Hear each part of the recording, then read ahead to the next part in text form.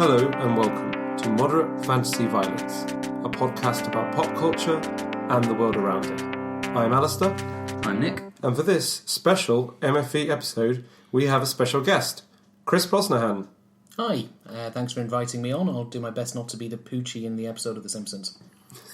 It's good to have you with us, Chris. We've been wanting to get you on the podcast for a while, so I'm glad we've got around it. Oh, it's nice to be here. Chris, for those who don't already follow him on Twitter or are aware of his work, is an author, blogger, filmmaker, prolific tweeter, stand-up comic. He's also a big X-Men fan. On this special episode, we will be discussing Logan. For those who haven't seen the saturation marketing, Logan is the 9th X-Men film and the 3rd standalone Wolverine film. And the 10th if you count Deadpool. Oh yes, well done, Nick. I win again. We'll be discussing all things Logan in a moment. But first, Chris, what have you been reading, watching, listening to, eating recently? Well, obviously other than Logan, which is the main reason we're all here today. The other one I went to see at the cinema was I went to see a preview of a movie called The Love Witch, which is fantastically bonkers and I recommend quite a lot. It's basically kind of a love letter to those 1970s Hitchcockian Italian giallo movies. The kind of very technical, very lush, rather beautiful and a bit sexy kind of horror films of that era of the 1970s. It's absolutely visually stunning. It's they filmed it in 35mm. The colours just jump off the screen at every moment. It's extremely funny in places as well. And it's got a really nice tone to it. It's an odd little film. I think it'll become a bit of a cult favourite. But yeah, definitely recommend that. Also, I've been watching American Horror Story, which I've been meaning to catch up with for ages and not got round to. And I've just finished season 4. Now, if you've not seen American Horror Story, each season is a self-contained story. Sometimes they interact a little bit, but it's mostly the same cast playing the parts each time. So kind of like an overly extended Inside Number 9 almost. The 4th one is all about a freak show. It does the usual American Horror Story thing of it sets it all up really interesting, then it meanders for a while, and then in the last episode they kind of go, oh no, we've got to finish it off, quick, somebody watch the first episode again so we can figure some stuff to tie this into. But it's generally fun. As a TV show that's going on, it's got an amazing cast. Any show that casts Kathy Bates as a bearded woman is just a fantastically fun series. Yeah, it's a show I've heard a lot of people recommend. I think it's quite interesting, they do this idea of each season, like, doing it over with same actors in different parts. I think that was the original idea they were going to go for 24, but people just liked Jack Bauer fighting terrorism so much. I think it's impressive they actually got the balls to do it, yeah. I've heard a lot of people say, oh yeah, our show was originally going to do that, but then we just had the original characters, people seemed to like them, so we just didn't. Well, it's also been spun off into American Crime Story as well, the first season of which is The People vs. O.J. Simpson. And again, elements of the same cast. Sarah Paulson's in both shows. They're not directly connected, but they're sort of connected, but American Crime Story is really good as well. So is there a plan to do more sort of true-life crime dramas with the same cast as the O.J. Simpson one? There is, and if I'd thought this through better, I would have checked this before I came onto the show, but I believe the second season, from something I read, is going to be about the Monica Lewinsky scandal. Oh, that could be interesting. And the final thing is I've been reading the Spider-Man Clone Conspiracy series. It's really fun. It's hit and miss. It's not kind of life-changingly sensational. But if you're of a certain age and you grew up with the clone comics in the mid-90s and the late 90s, which were both fantastically fun and incredibly poor bits of comics in some ways, it was all about a kind of a clone of Spider-Man coming back and everyone gets confused over who's the real one and who's not the real one, and then it goes a bit crazy. And they've brought back the clone, who also briefly took over as Spider-Man in the late 90s as Ben Reilly. And they've brought him back and changed the whole status quo. It's been quite fun. It's good. It's kind of weird him being a villain, if only because because there was a brief period where I actually wanted him to be the new Spider-Man. The main thing of him in the 90s was just he's so likeable, he's such a nice guy, he's such a cool, refreshing breath of fresh air, especially because they turned Peter Parker into a crazed, brutalising lunatic at that stage. Yeah. And now he's a villain. I mean, it's quite fun, and it's quite impressive how much they've committed to it. But on the other hand, it's a bit sort of, you're launching a new Ben Reilly comic for fans of Ben Reilly, and this character has almost got to the Ben Reilly in name only stage. There's an element of that, and it's interesting to see. And I loved Ben Reilly as well. I thought he was a great character, and also I did love those terrible 90s versions of the costumes with single fingers painted different colours and all of these kind of different things. The ripped hoodie. Oh, the ripped hoodie was brilliant. I really liked that. They're bringing that back as well. No, they are. Have you seen the design for the new Spider-Man? His new costume. Yeah, did you see they walked it back and are now bringing back the original 90s one? Oh, really? Because people took the piss out of the new one so much. Because it had the external mouth. It was very Spider-Gwen. It was very Spider-Side. Do you remember Spider-Side? Yeah, I remember Spider-Side. Yeah, the new Scarlet Spider costume has always been drawn so you could see his mouth through the mask. Ah, okay. And everyone was just a bit... Spider-Side wasn't a thing to replicate, guys. But what really impressed me about the clone conspiracy is there were some big nasty ideas in there. It's kind of set up originally that it's the bad guys are an industry which are curing terminal illnesses, and what they're actually doing is freezing people, cloning them, and then sending the clones out going, look, they're better. They just have to take this drug to keep them alive, otherwise they'll disintegrate. And that's quite impressively twisted and nasty. Yeah, that's a good bit of plotting. It's a good plot, it's a good dilemma. It's one of these plots where you always get disappointed when the inevitable twist comes along, like, oh, and it also leads to a zombie plague. Yeah, it's one of these things that's like, I'd almost rather you just explored the idea, but then again, it is a superhero comic where the goodies have to win in a way. It does end in a bit of an anticlimax.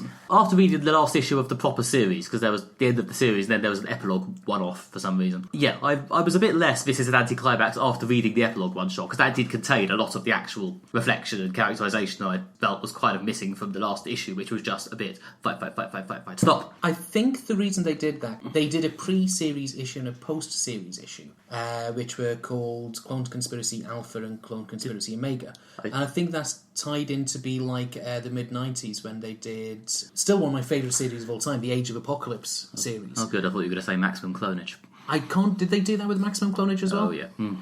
But it was also, they kind of started it off with Age of Apocalypse, with Age of Apocalypse Alpha and Omega, and I think it was intentionally going the whole nostalgia route. So I think they were effectively past 1 and 7 or 8 or whatever it was. It is basically the same story, and it'll read fine when it's all collected in a book or something. Although it'll be very confusing if you're trying to find the issues on Marvel Unlimited. It definitely shows how much better Marvel is at doing this stuff now than they were in the 90s. Well, yeah, and the Ultimate Clone Saga of ages ago was quite good as well. Well, I think, to be fair, that's not because it's clones, it's just because the story will be better if you actually know the ending when you start, it turns out. I think, because Nick and I have talked about it separately in the past, we also both recommend Google search Spider-Man The Life of Riley. Yes. And there's a 35 or so part blog, and it goes into a lot of depth about what was happening behind the scenes of the original 90s Clone Saga, why it was such a mess, and it's absolutely fascinating. Yeah, I'll try and remember to link it in the show notes. Cool. But yeah, they've got one of the original, I think he was an assistant editor at the time, Glenn Greenberg, I want to say, who was working at the time. And yeah, if you quite outside of the clone thing, which obviously I find fascinating because I think it was actually one of my first superhero comics. Yeah, if you just want to see a sort of the weird intersection between like storytelling and corporate needs, it's a really, really weird study in it. Like it's like the marketing says we have to do this, the editor says we have to do this, the slightly higher up editor says we have to do this, and we're having an aneurysm. Yeah, it's good. And it's also all explained enough that you don't have to have read the Clone Saga to know what's going on.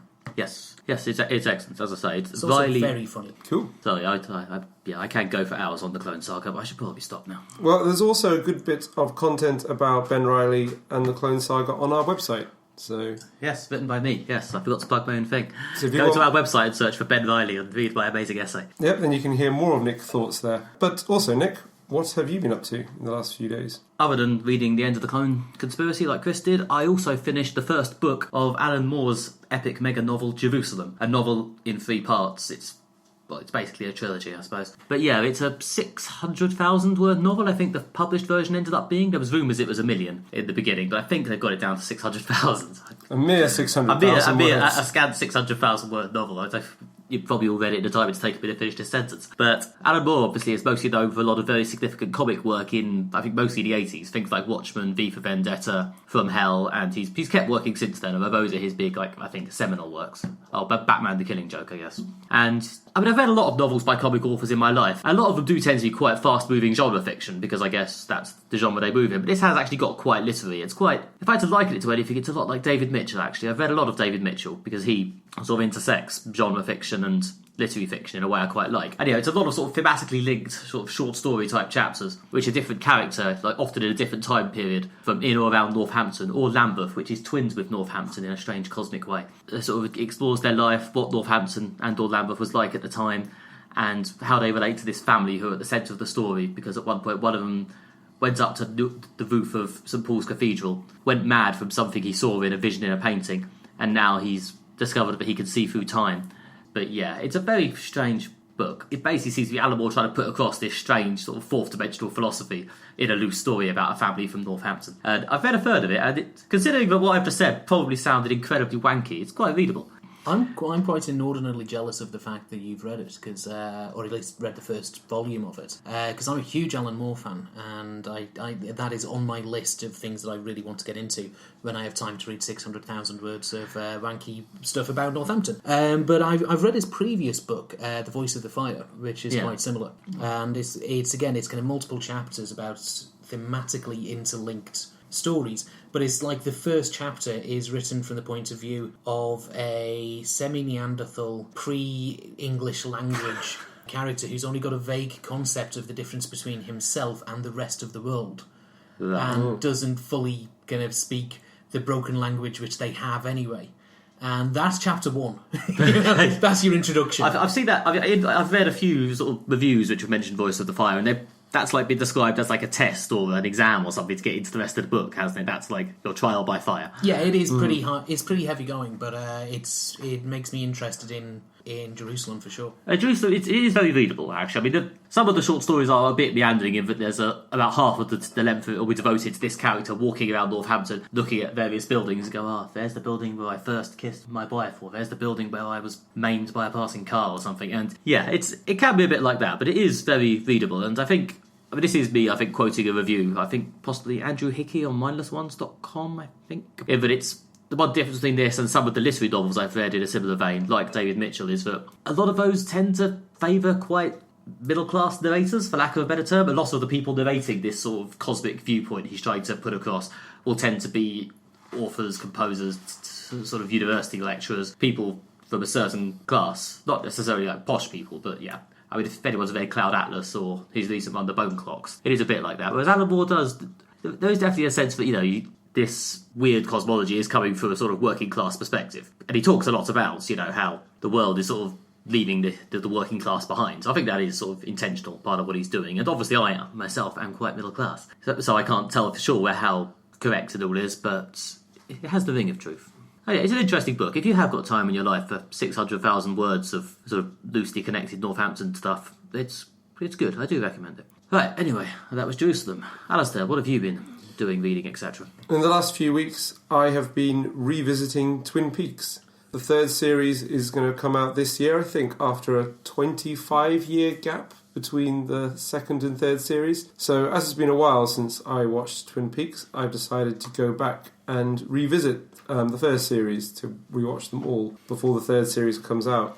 It's really interesting actually going back to the show. I instantly remembered how good it is, how great the characters are, how good the writing is. I'd forgotten quite how much there is going on. There is a lot of different plot lines and a lot of different characters. And I remember the main plot line involving Laura Palmer and her murder and the investigation. But I forgot just how many other, there's a whole community of Twin Peaks pretty much is brought in. And it also does help you follow what's going on once you already know the twists and the sort of strangeness of it. When you kind of accepted that second time through, you can kind of get into it more, you can see more, I don't know, you can take it in better once you know what's going on, because it's not quite so strange the first time. Yeah, I must admit, I watched it for the first time last year, and there was a part of me after I'd seen 4 or 5 episodes and got a handle on roughly who everyone was, it was like, I do kind of want to do with this what I did for The Wire, and now start it again now that I know who everyone is. Yeah, my girlfriend and I watched it over the last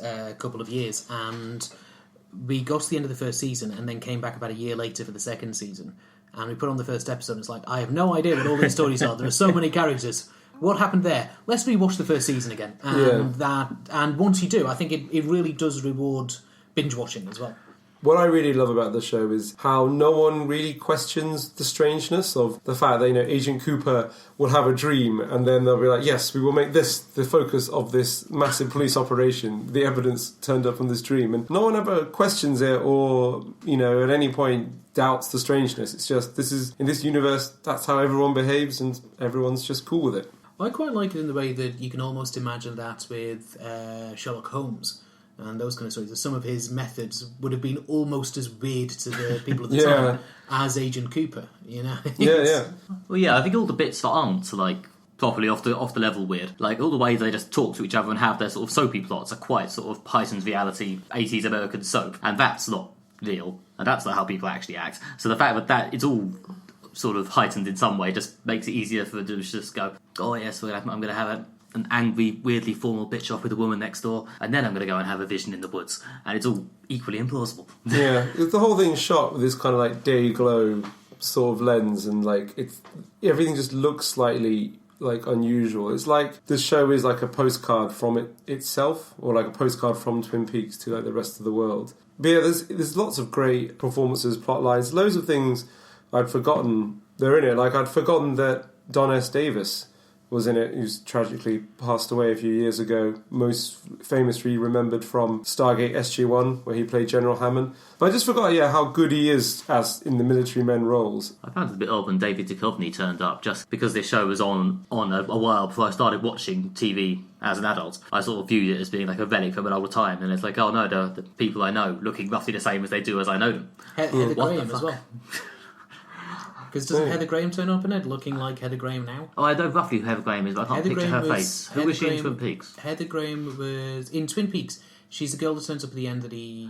Annie, Annie, the love interest, yeah. And she's also Felicity Shagwell in Austin Powers 2, The Spy Who Shagged Me. I remember that, yeah.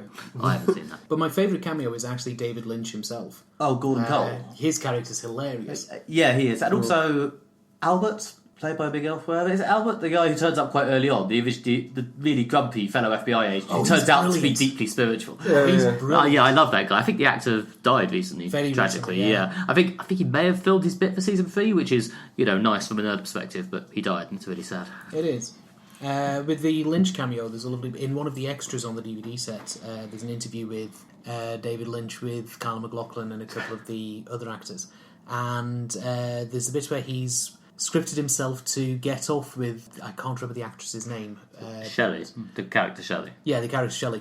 And he kind of says when he's writing, he's like, I'm feeling really bad about writing this. I don't know if this is a good idea.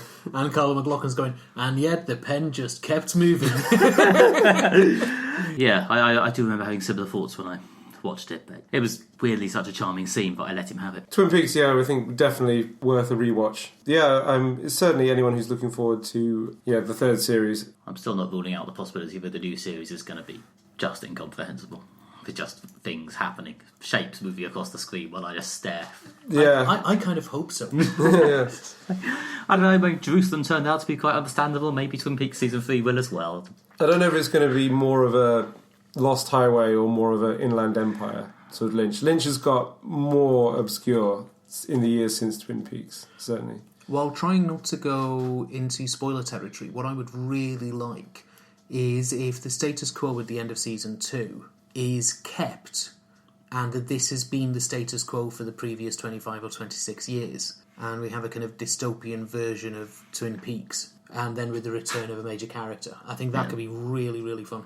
Yeah, that would be good. Yeah, it's a shame the guy who played Bob died as well. But he's a shapeshifter, so probably a part that's easy to recast. Yeah, he'll be fine. Okay, and now time for our main feature. We're going to talk about Logan, which is, of course, the 10th film in the Fox X-Men franchise overall, the 9th one to feature Hugh Jackman, the 3rd film in the Wolverine sub-franchise, which takes place possibly 20 years after the dystopian future in Days of Future Past, which was, of course, erased at the end of Days of Future Past to make way for a timeline that closely resembled the one in X-Men 2 The Last Stand, thus meaning that this film never happened, but then again, having seen this film, maybe that's for the best. And in summation... yeah, it's a good job we got an X-Men expert in, really, isn't it? Logan, the new movie featuring Hugh Jackman and Patrick Stewart in what's potentially their send-off as the characters. Certainly, a lot is being made of it being Hugh Jackman's last go. Set in a dystopian future where Logan has basically retired and is living in sort of slightly miserable pacifism with a increasingly degenerating Professor X, who ends up going on one last road trip to try and help this young girl, played by Daphne Keane, who has mutant powers similar to his, and... yeah, it just ends up being one last big redemptive journey for him. We have seen it. If you're listening to this, there's a good chance you've also seen it, but we're going to try and hold back the spoilers for now. Once we get to them, I'll try and do a warning and maybe insert some sort of noise. So anyway, Chris, you're the guest. What did you think of Logan? First of all, I mean, I got into the X-Men in the early 90s when I started getting into the comics and the cartoon at the same time. And the difference with the comics almost immediately was they were hinting at big backstories and bigger issues going on than just the immediate stories themselves. And not in a kind of MCU, oh, we're mentioning this thing, this is a thing. But in terms of actually they impacted the characters, and it was indicative of this much larger, much more emotional and much deeper story going overall, especially with regards to Wolverine. And this is something that up until now I feel has never been captured, this potential depth of the characters, the emotional quality of them. This feels like if anyone ever read Wizard magazine back in the 90s or anything like that, this feels like the kind of movie that fans have actually been wanting for a long time but never thought would really happen. The idea of a proper, serious, interesting, smart, emotionally true movie featuring these characters that some of us have grown to know and love over decades. I thought they did a really good job with it. Meandered a little bit towards the end, but mostly did pretty good. I too was pretty happy. I mean, I've seen a few reviews going, oh, it's like a proper film. It's like, oh, they're all proper films, Brent, fuck off. But yeah, as you say, there was a bit of deftness, like in good things, whether they are films, superhero films, or novels or whatever. You know, you mention events and you don't need to know the full details of those events, or they mention things and it immediately tells you something about the character. You know, it's being mentioned for a reason, like a reason other than see this spin-off film. And other than just here's an Easter egg. And possibly people grown a bit worried with here's an Easter egg, like this is here for no other reason than so someone annoying behind you in the cinema can go, oh, I get that, I know that, I'm clever. So though I thought this was really good in a standalone way, which sadly, although I am annoyed by people saying it's like a proper film, I think if what they're saying is it's like a film that isn't part of a cinematic universe and doesn't need to remind you of that every 5 minutes, then yes, it is. It's good in a nice standalone way, which sort of draws on the trappings of it. Like the fact that Jackman's been doing this for the best part of 2 decades, and so has Patrick Stewart, and you know roughly what they've been through, or at least you know what kind of character he is, and that informs your viewing of it. Even you don't need to know what was in all those other films. Is good, and it's drawing on the weight of it in a way that it's probably quite hard to reproduce, but it is quite true to the comics, because the comics do that quite a lot. It's sort of, especially in the last 10 years or so, like we don't want to actually talk about everything that happened, but you know a lot of stuff has happened. Yeah, I think the best thing about this film was Hugh Jackman and his performance. I think he did really, really well. He's obviously been doing, as you say, the better part of 2 decades. But this film, I think he really just nailed the performance. It was, as well as you got that, so the anger and the energy of Wolverine, like in this film, they're allowed to swear as much as they want, or as much as he wanted, which was good. But I think... And clearly they wanted. They wanted to swear. They wanted to swear, and they wanted to finally do a Wolverine film where the claws could actually... You could actually impale people. To the slight horror of the people behind us in the cinema. You know, we didn't have any posturing nerds, but we did have 2 girls who clearly had not been prepared for the fact that there would be a lot more limb-chopping blood violence in this one. Yeah. My favourite thing about this film is Hugh Jackman just did this phenomenal performance, and it's like a whole body performance. Like at some points he just looks so tired and ground down and weary, and a man who's lived for 200 years and seen a lot of unpleasant stuff. He really, every punch that kind of lands on him, you feel as the audience. You can just you're just so there with the character because Hugh Jackman is just so good at bringing him to life. I mean, I haven't seen a performance like this good that a film's been built around for a really long time. I was very impressed. So you're saying not just good for a superhero performance, but good for a film. Well, I would honestly say that this deserves an Oscar nomination. I think it's better than some of the stuff I did see that got Oscar nominations. It's a really, really well done part. Really superbly acted. I think Hugh Jackman's had a lot of time to perfect this part, but this time really, I don't know, you just so there with the character and he brings so much humanity to the part, makes it 3-dimensional, rich. But as good as that is, and I think it is a really, really good performance, I think it's also Patrick Stewart's best performance, and I'm saying this about Patrick Stewart. Yeah, he's really good in this film as well. It's certainly the best performance he's given in that part, yeah. Again, a lot of that's opportunity. I don't think Patrick Stewart has underdone his previous performances. No, it's just that he's been playing a general avuncular mentor. But he's getting to do some proper heavyweight acting.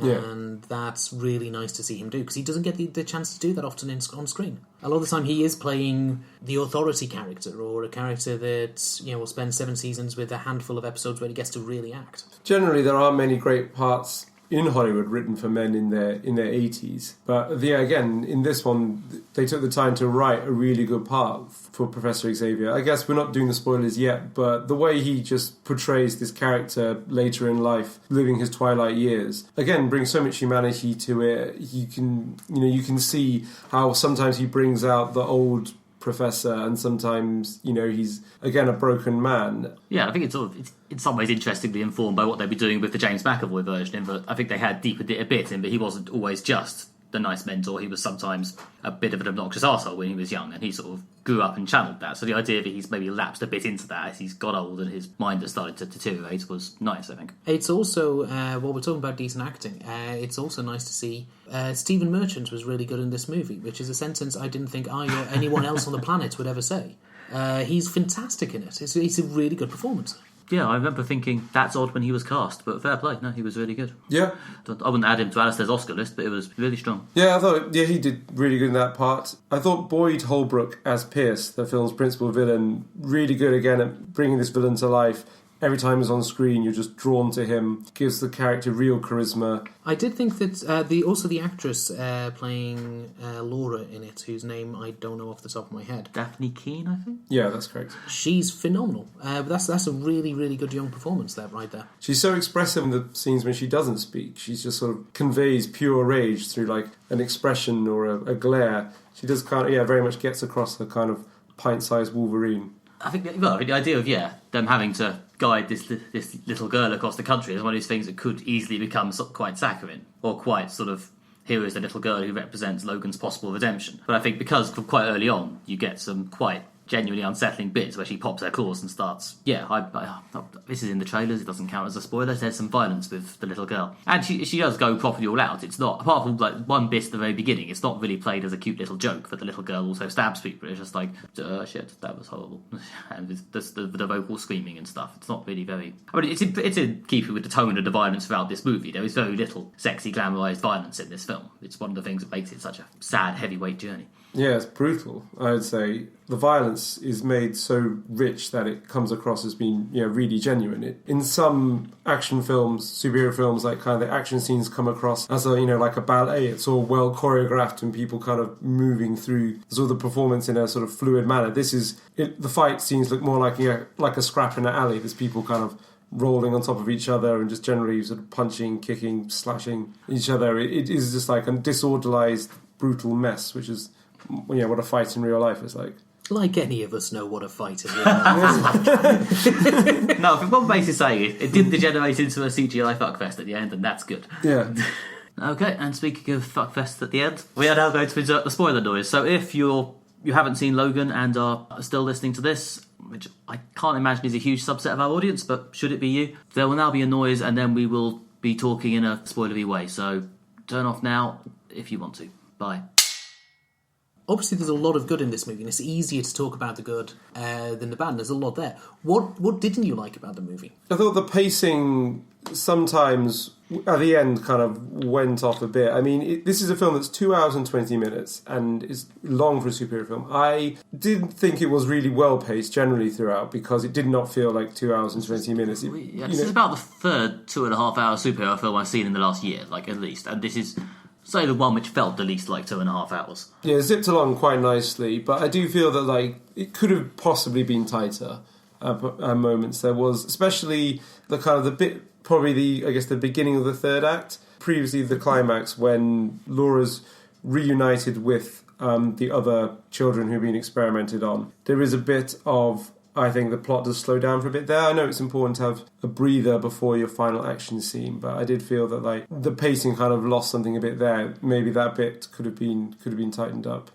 I don't know. There's a part of me that was a bit like this. A bit was that it about the eventual ending. Like, fuck it, we're in spoiler territory now. Wolverine dies at the end of this film. Yeah, there's a part of me that wanted his death to be a bit more somehow epic. But then again, as we said a minute ago, arguably the fact that he just sort of went out being stabbed in a violent scrap is, in keeping with the tone of the film. My issues more not so much with the pacing of the film, because I think the fact that it slowed down sometimes was one of the things that I liked, because generally speaking, a lot of the X-Men movies have felt rather rushed and kind of just jumped from thing to thing to thing, and this did take time to kind of explore some of the consequences a bit. And when you get that scene towards the end, I think that's the first time we've had fully acknowledged how tormented Wolverine is by the things he's done and the person he is, and that's been a really important thing to get across. My main issues with it in terms of the overall pacing, though, were it kind of felt like, if the movie starts flagging a bit, we introduce a new bad guy. It's like, here's Boyd Pierce, here's Richard E. Grant, here's Hugh Jackman. And yeah, Hugh Jackman playing his own foil. And it sometimes kind of felt that we were moving on rather than being able to make any of them feel overly satisfying when they get dealt with. And also, to an extent, because of the tone of the movie up until that point, I'm a bit ambivalent with regards to a bunch of superpowered kids getting into a superpowered fight. It's done well, and there's a sense of almost joy of it because of the fact that all the mutants are dead, and this is a return of them. But I think that this is the first X-Men movie I can see myself suggesting to people who have no real interest in the X-Men. And it's only that 5 minutes, if you're looking at a standalone movie, feel tonally a bit weird compared to the rest of it at times. I can see an argument for it, but I'm not convinced. I don't know. It felt a bit more X-Men-y in its. Specifically X-Men 3, The Last Stand, when they're doing all the planning in the forest as well. But yeah, I don't know. I think maybe it's meant. I don't know. Are you meant to sort of think, there are other mutants. They're sort of fighting with their powers in a vaguely X-Men-y way. There is hope again. The X-Men may not be dead. I think that's what they're going for. Even if Wolverine is dead. Yeah, I think one of the themes of this is kind of a new generation taking over. Like, literally, the new generation has a Wolverine, just like the previous generation. The subtlety of the film, I thought, was really good, and how there were many scenes when, there weren't just big CGI superhero fights. The fights were grittier. People with guns menacing, sometimes people who didn't have guns. It seemed... yeah, more like a crime film or than necessarily a superhero film. Yeah, it felt up close and personal. Yeah. I do sort of. That was an extent when Richard E. Grant turns up as sort of higher up villain. I was a bit sort of, why are you here? What do you achieve? Are you delivering lines of dialogue that the Donald Pierce guy couldn't have really delivered? Yeah, there is a scene when Richard E. Grant just delivers exposition of what happened in between the previous X-Men film and this one. Yeah, I mean, the exposition was fine. It was nice. I quite liked how, even though we were getting a vaguely uplifting climax, there's still the depressing news that, ultimately this is a dystopian future where the X-Men have lost, mutants have been basically annihilated by a racist plot. Again, obviously I could now say something about how it's all very relevant for our times. But, yeah, the Richard E. Grant character did feel a bit superfluous. I don't know if there are scenes he did that have been cut. The second Hugh Jackman I thought was quite fun, even if it is a bit on the nose, having Wolverine literally fight himself. Fuck it, I'm ready for it. It was funny.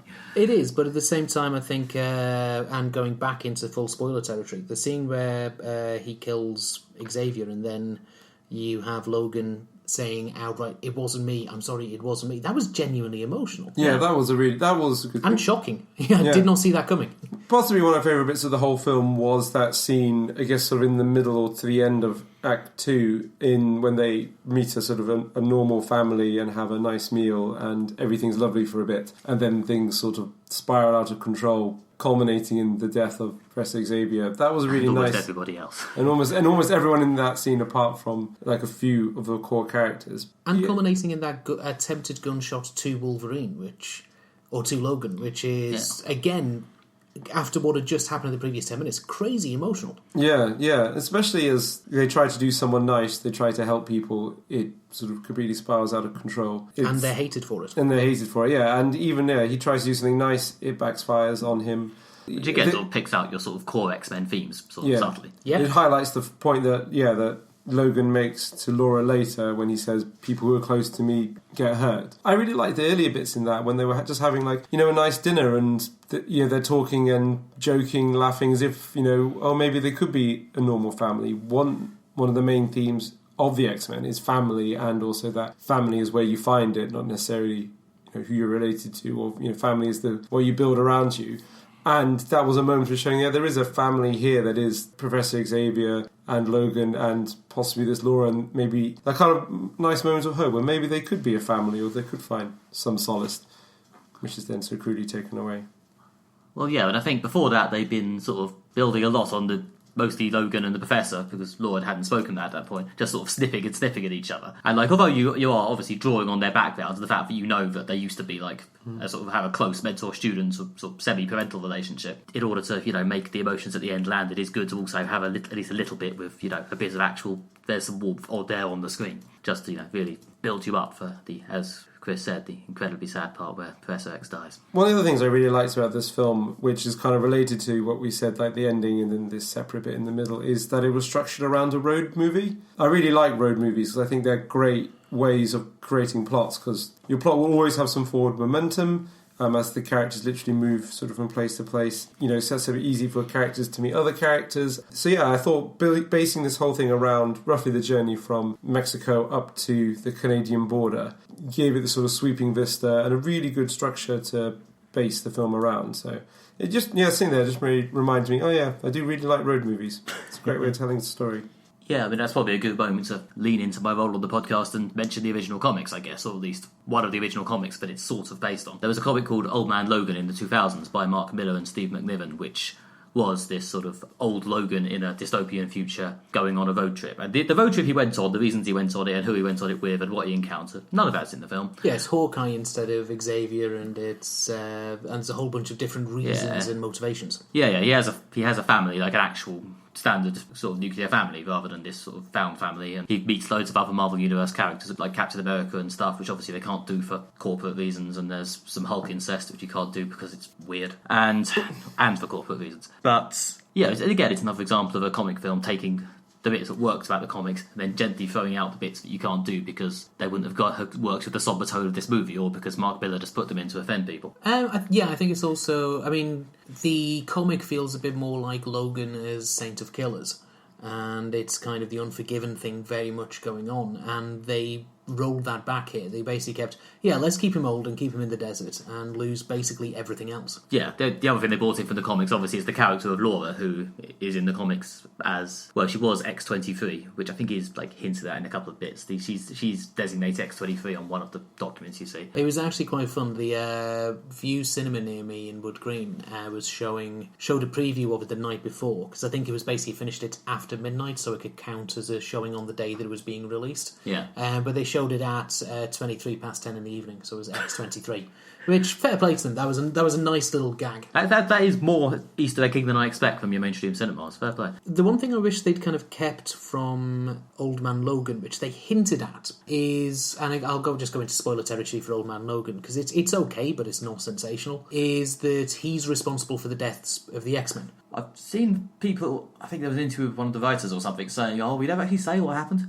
It could have been that Professor Xavier drove Wolverine to kill them in his telepathic accidents or something. Well, it's also suggested in the movie that it's probably Xavier rather than Logan. Yeah. At the same time, I like that they didn't explain it, but it was a really interesting take in Old Man Logan to have this completely broken and pacifist Wolverine. So it was kind of a strange thing in the movie, seeing pop the claws almost immediately. Yeah, because in Old Man Logan, again, full spoilers for Old Man Logan, it's a massive thing, but he finally pops the claws in, I think, the last or penultimate issue of the story. So he has to be really, really, really driven to it. I mean, Old Man Logan, but even more so than this film, was really leaning into the, I guess, as you basically already said, the Western thing, the last gunslinger thing, or clawslinger in this case.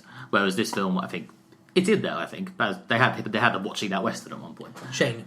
Yeah. Which I do want to get around to watching. I planned to watch it before this, but I'm interested to see thematically how it links. But yeah, as Alastair said, there's possibly more a road movie than a Western.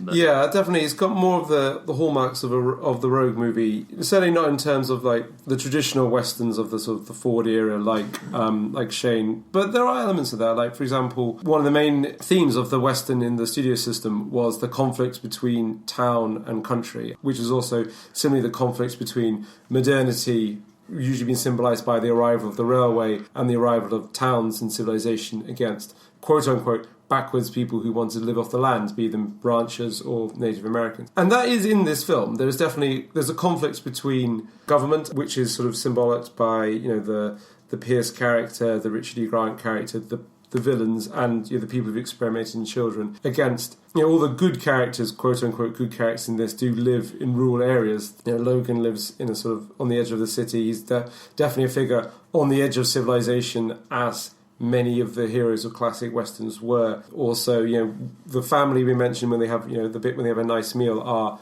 people who live in the rural areas. There's definitely an element of towns and urban areas are dangerous. Decent people live off the land, which is a theme of the western. Another is obviously the theme of modernity threatening a way of life, in the sense that in this modern world, the X-Men have been wiped out by the forward march of quote unquote modernity has decided, to selectively get rid of them. Anything that's embodied the symbols of the future and modernity in the sense of the cyborg army, the sort of new experimented on children, the clone Wolverine, all these kind of the new things that are coming along are bad and are a threat to life, and the few people holding on to the old way of existence are the heroes. So it's drawing on themes of the Western, which I guess also probably things that are also present in Old Man Logan comics that you've mentioned. Yeah, plus there's a Tyrannosaurus Rex that's been possessed by the Venom symbiote. That would make for an interesting deleted scene on the DVD. It is an odd series in that it's both kind of dark and gritty and subtle, and then very, very, very silly in places. In fairness, Mark Miller does that a lot, and it's possibly one of his better efforts at playing that. But it's again, you have to like that sort of thing. But yeah, they don't play that much into sort of what society is like today, beyond like the X-Men are dead and mutants have been wiped out. Like I think there are some sort of hints about like a bit of talk about immigration here and there. Again, I don't know how much of that was oh dear Trump commentary. I liked the fact that this was focused on personal conflict. Hey, MFV drinking game, I'm going to mention conflicts. I like the fact this is more focused on like personal conflict of Logan's internal personal conflict dealing with his troubled life, and the interpersonal conflict, his relationship with Professor X, his relationship with Laura.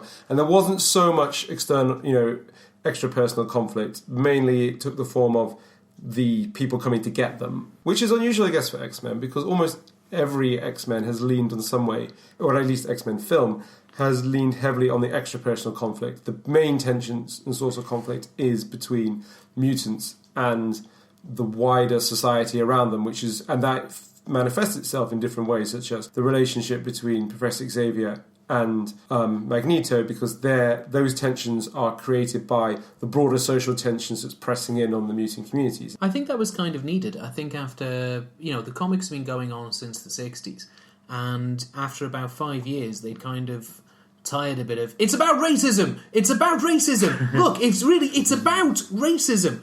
And they kind of needed to move away from that, because by the end of the ninth kind of outright X-Men movie, or rather the sixth kind of outright X-Men movie, I'm sick and tired of Xavier and Magneto at this point. I'm sick and tired of that dichotomy and that argument and the two different worldviews, because it's just the same characters doing the same thing. The argument never advances. It's always just them two making the same points over and over. Even in Apocalypse, which was not a good film, and one of the things that was not good about it was the way it was like, why does this need to be about Xavier and Magneto? Magneto's role in this is completely pointless. It's like he's just there because the film has to somehow be about Xavier and Magneto. Yeah. Well, he's probably there because Michael Fassbender is fantastic, but that's...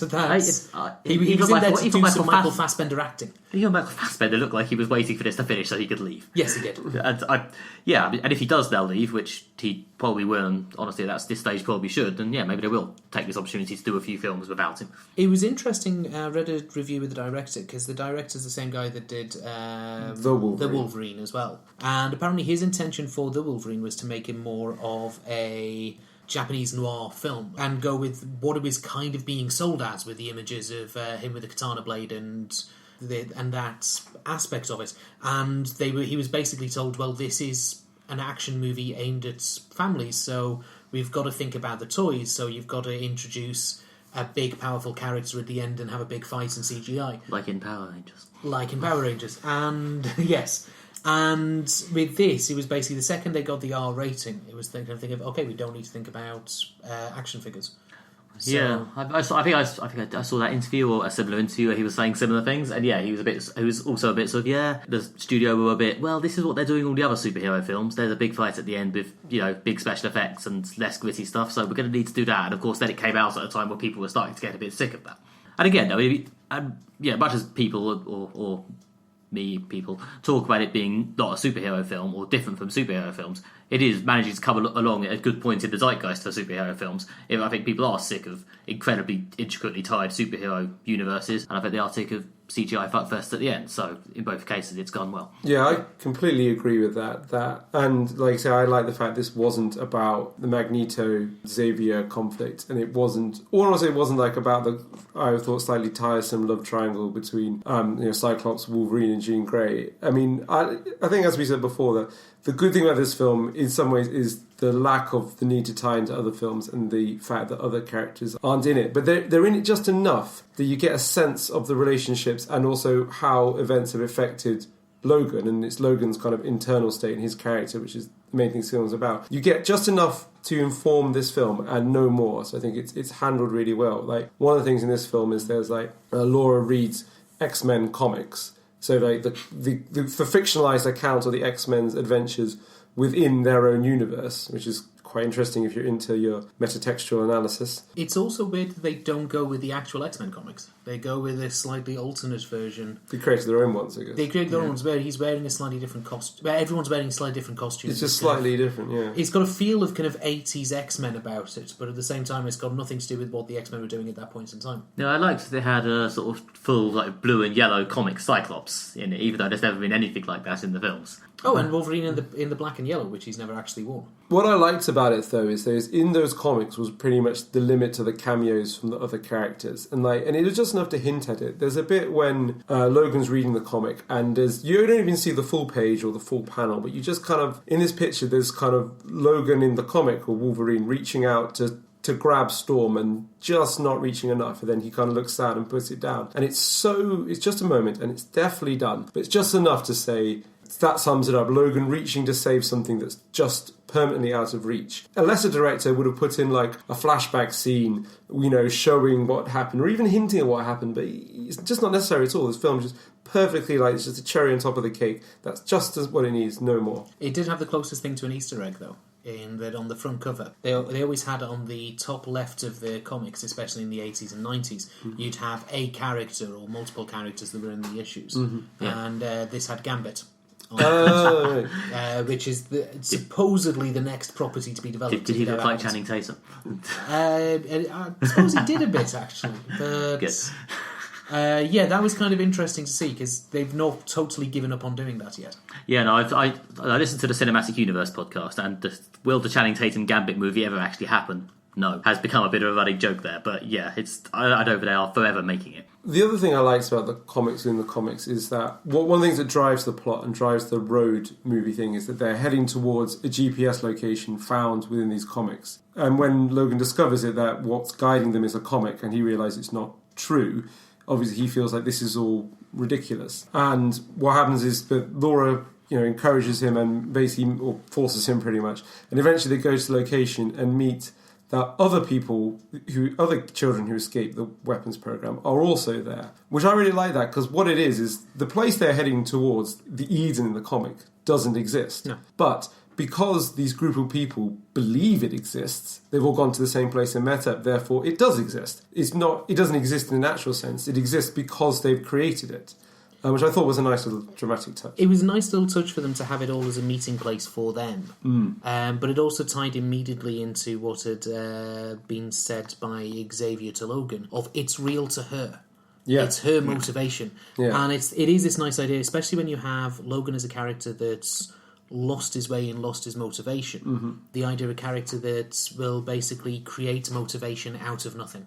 Yeah, that's a really nice way to handle that. That was a way to, and also in some ways that it hints at Xavier's character, because Xavier is someone who's striving for his whole life is about building an integrated society, despite the fact society is falling apart around this, and is expressly rejecting his view of the world. But he's constantly saying, "No, it's possible. We'll get there someday. It doesn't exist, but I believe in it, and because I believe in it, it does exist." Yeah, I mean, honestly, the closest I can manage to an actual other criticism is I would be disappointed if we now have to sit through years of people trying to imitate this, because I don't think more superhero films aren't for kids anymore films is necessarily what the world needs. But then again, it's not really a hard rule either way. I mean, X-Men Apocalypse wasn't a dark, grim, not for kids anymore film, and it was still crap. So there aren't many characters with this length of knowledge, both in terms of the comics, the huge amounts of comics written about them, but also the large numbers of films being written or made about them. There aren't many characters with this level of awareness where you can do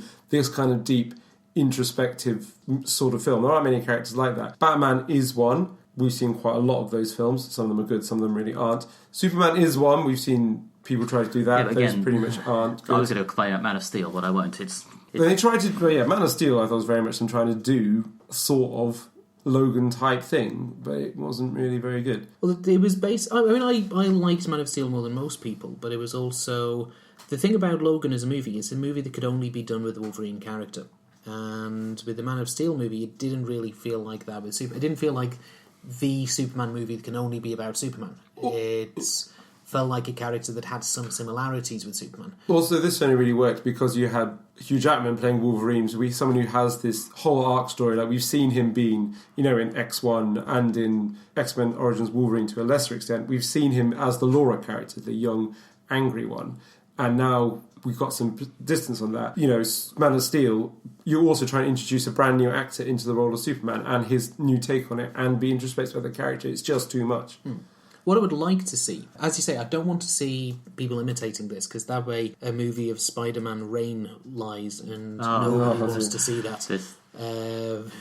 Spider-Man killing Mary Jane with his radioactive sperm. Surprisingly not written by Mark Miller, everybody. Yeah. No, I don't want to see that. It's not on paddle, if that helps. Yeah. It's not kind of sudden.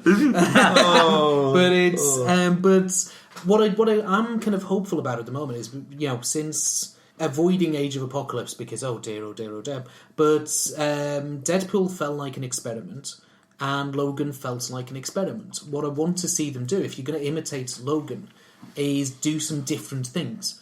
Don't try and do what Logan did. Try and do whatever this character is about. If you're going to do a Gambit movie and want to make it work, have it be a heist movie or a crime movie or something. Yeah.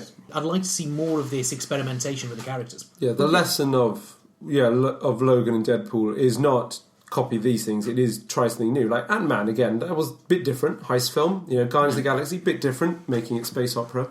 I like things that try something new. Meanwhile, I have been about X-Men Apocalypse. I mean, the Fox X-Men house, or whatever it is actually doing quite well at the moment, to be honest. I mean, the Legion TV show's really promising. That's a really good show, yeah. I've seen 3 episodes, it seems really good. As long as it can actually give a cohesive ending to all this, it could be really great. The comic did, and the comic of that was really, really good. I'd recommend it. By Si Spurrier? Yeah, it's really good. Yeah, it's great. I've read it. I'll probably one day recommend it to Alastair. And while I've not seen the TV series, it looks like the TV series is following it relatively closely. There's a bit more sort of close internal stuff rather than some of the more cosmic zappy things he did. But yeah, this sort of creative-driven thing is, I think, what they should be emulating.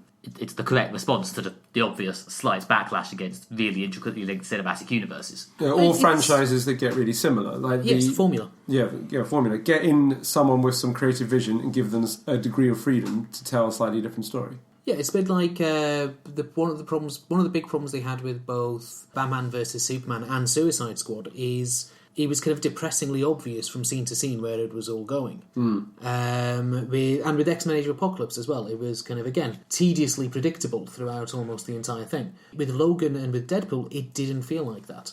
I mean, Logan felt a little bit, you knew roughly where it was going, but it was totally different. In a good sort of inevitable way. And mainly if you already knew the characters and knew the kind of rough idea of, if they're doing this and they're doing this, whoa.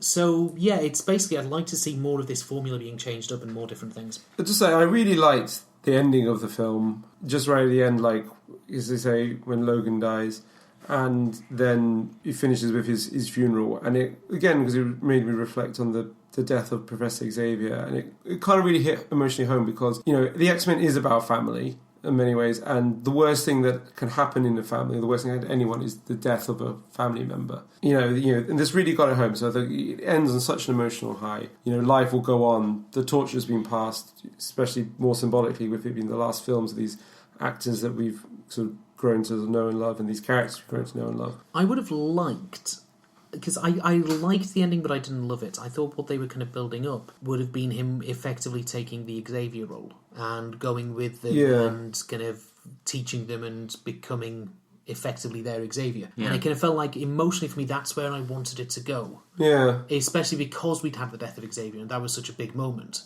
It kind of felt like, and now he's died. And it felt a little bit like we were doing that because Hugh Jackman doesn't want to do anymore. I think you're right. I think you're right. Basically what I was going to say, to be honest. Yeah, that's basically that was the Hugh Jackman's leaving now moment. But at the same time, the fact that they built up to that well enough that I was emotionally invested, fair play to them. I think they did a really good job with it.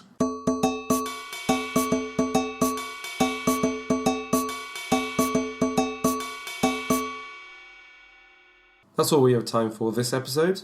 Chris, do you have anything you want to plug? No, not particularly. I'm here for the fun of it as much as anything else. So thanks for having me. If you want to follow me on Twitter, I'm on @Chris Brosnahan. And other than that, keep listening to the podcast. Have fun with it. I'd highly recommend following Chris. He is a quality follow, as they say. He's got lots of great opinions. Also, if you're new to Moderate Fantasy Violence, please can you subscribe on iTunes or your podcaster of choice so that you can listen to more episodes. While you're there, it'd be really good if you could leave us a review, as it helps others find out about the show. We can also be found on our website, moderatefantasyviolence.com, where you can listen to this episode, our back episodes, bonus written pieces, and bonus audio clips under the name Excessive Fantasy Violence. And like everyone else, we're also on Twitter as @MFV Podcast, where we mostly tell you about future episodes and when TV shows we've covered in past ones get cancelled, like Class did during the last fortnight. It's a shame, but it was uneven. We're also on Facebook as Moderate Fantasy Violence, and you could just search for the name, our little purple logo will come up. And yep, that really is it. I was Nick Bryan. You can follow me on Twitter as @NickNB. I too have okay opinions. And you can find my website at nickbryan.com. I've been Alastair Ball. You can follow me on Twitter, where I'm @AlastairJRBall. I have rubbish opinions. Or you can read more of my writing at redtrainblog.com. Next time on Moderate Fantasy Violence, we will be reviewing Paul Verhoeven's film Elle, Sleaford Mods' new album English Tapas, and finding out what Nick thought of Michael Mann's classic crime thriller Heat. Thanks for listening. Goodbye. Bye. Goodbye.